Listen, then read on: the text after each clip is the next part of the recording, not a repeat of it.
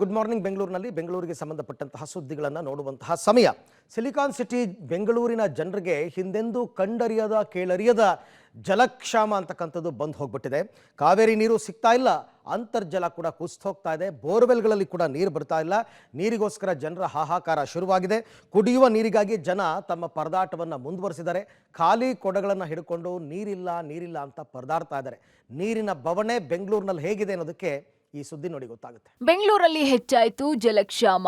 ಕಾವೇರಿ ನೀರು ಇಲ್ಲ, ಬೋರ್ವೆಲ್ ನೀರು ಇಲ್ಲ, ಮನೆಯಲ್ಲಿ ನೀರಿಲ್ಲ ಅಂತ ಗಂಡ ಹೆಂಡತಿ ಜಗಳ.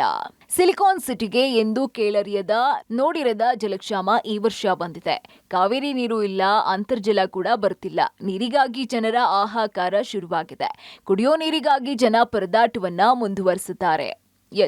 ಸರ್ಕಾರವೇನೋ ನೀರಿನ ಸಮಸ್ಯೆ ನಿವಾರಣೆಗೆ ತುರ್ತು ಕ್ರಮಗಳನ್ನ ಕೈಗೊಂಡಿದೆ. ಆದ್ರೆ ಅದು ಅಧಿಕಾರಿಗಳ ಮಟ್ಟದಲ್ಲಿ ಕಾರ್ಯಗತವಾಗಿಲ್ಲ. ಕುಡಿಯುವ ನೀರು ನೀಡೋದಿಕ್ಕೆ ಟ್ಯಾಂಕ್ ವ್ಯವಸ್ಥೆ ಮಾಡಿದ್ದಾರೆ.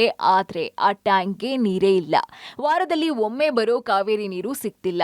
ಬೋರ್ವೆಲ್ ನೀರು ಬತ್ತಿದ್ದು ಕಳೆದ 10 ದಿನದಿಂದ ನೀರಿಲ್ಲದೆ ಸಾಕಾಗಿ ಹೋಗಿದೆ ಅಂತ ಜನ ಆಕ್ರೋಶವನ್ನ ಹೊರಹಾಕ್ತಿದ್ದಾರೆ.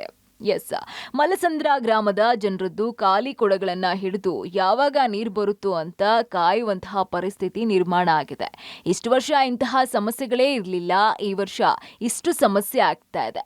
ಮನೆಯಲ್ಲಿ ನೀರಿಗಾಗಿ ಗಂಡ ಹೆಂಡತಿ ಜಗಳ ಆಡ್ತಿದೀವಿ ಅಂತ ತಮ್ಮ ಅಳಲನ್ನ ತೋಡ್ಕೊಂಡಿದ್ದಾರೆ.